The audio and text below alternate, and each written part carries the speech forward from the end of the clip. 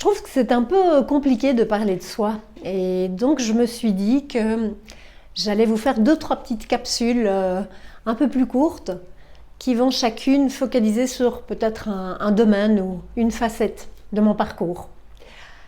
La première, c'est la plus sérieuse, la plus classique. Je m'appelle Christine Lambert, je suis née il y a 51 ans dans la province de Liège, en Belgique. Et puis vers 45 ans, je me suis installée en Suisse et je vis maintenant dans un lieu qui est absolument fabuleux, d'une inspiration dingue pour moi chaque jour. Alors mon parcours de formation, comme ça, c'est plus rassurant pour certaines personnes. J'ai une formation multiple. La première est universitaire dans le domaine des sciences politiques et relations internationales. J'ai étudié à Bruxelles. Ça a donné lieu à mes premiers emplois.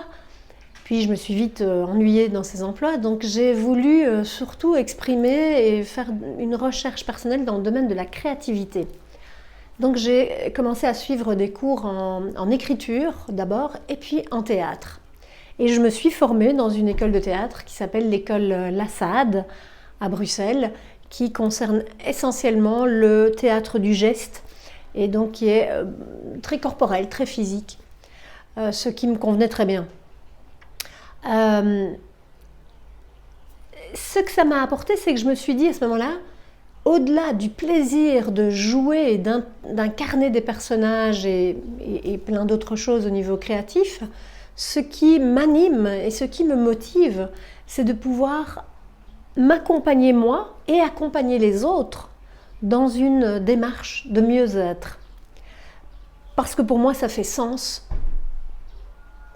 de contribuer de cette manière, ça donnait sens un peu à ma vie, je pense. Et c'est comme ça que je me suis dirigée vers le développement personnel, d'abord avec une formation corporelle de Marie-Lise Labonté, la méthode de libération des cuirasses, qui est une gymnastique douce avec des accessoires pour vraiment dialoguer avec l'intériorité. Et puis une approche plutôt de dialogue avec les messages de l'inconscient, les images de transformation, également avec Marie-Lise Labonté. Donc là, il y a un bagage déjà assez solide grâce à cette grande dame du développement personnel. Ensuite, j'ai beaucoup exploré le domaine des croyances, c'est-à-dire l'impact de nos pensées sur la réalité que l'on vit et comment l'on peut modifier nos croyances pour vivre davantage ce qui nous fait vibrer de nouveau. J'ai toujours été motivée par vivre la vie que je veux vivre, me libérer moi-même de différentes entraves, différents endoctrinements, pour aller de plus en plus accoucher de moi-même dans mon parcours de vie. Voilà, c'est ce qui m'anime également dans l'accompagnement des autres et essentiellement des femmes. Et ça, je vais vous en parler dans une autre capsule. À tout de suite!